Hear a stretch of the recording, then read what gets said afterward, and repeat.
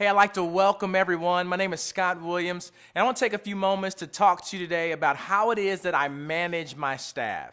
And let me tell you, the simple answer to how I manage my staff is this: I don't. I don't manage my staff, I lead my staff. There's been this ongoing debate, ongoing argument over managers versus leaders and what particular category that people may fall into. And so I'm telling you, after reading countless books and being in a number of different leadership roles in both nonprofit organizations, corporations, and I worked in politics and in ministry, I'm telling you, I've definitely witnessed the difference between the two. And I had the opportunity as a young leader to work for, a gentleman who was a great leader. He was the consummate leader. And his name was Marvin Wiedemer. He taught me some of the best leadership principles, and I really summed it up to this acronym that I call BECK. And he, again, was the consummate leader. And so as I'm sitting here thinking about Marvin, what he did, the B for BECK, it's B-E-C-C, but the B was believe. He always believed in me. He believed in me. He believed in others. And I'm telling you, the E was he encouraged me. He encouraged me to be more, to do more. He was always an encourager. The C is he challenged me. He challenged me to dream big, to think bigger, to do more. He challenged me spiritually. He challenged me professionally. And the last C, probably the most important, is he corrected me. If I got a little bit off balance, he always would correct me and bring me back in line. And I'm going to tell you, as we look at leaders and managers, both have their role. But in their simplest form, here's the deal. Leaders develop followers, and managers manage people and things. And so leaders don't have subordinates because they're in the business, again, of developing followers, in the business of developing other leaders.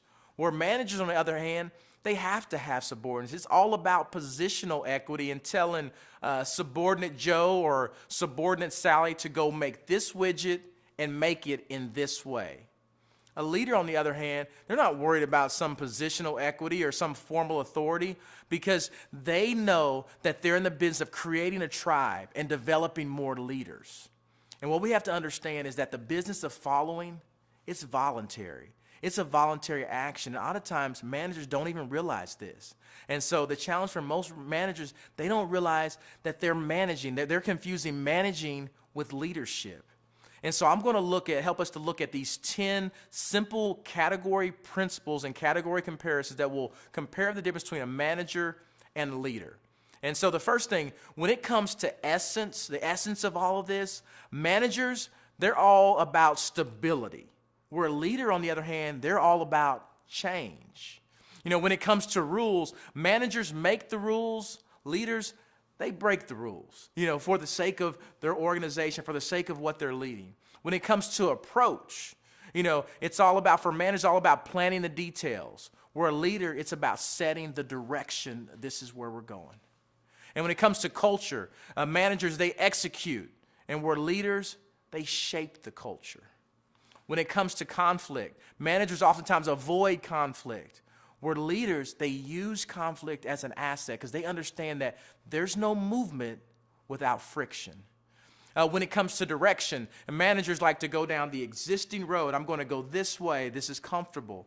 Where leaders, they like to go down new roads. When it comes to credit, managers tend to take credit. Where leaders, they give credit to all those around, those who are making it happen.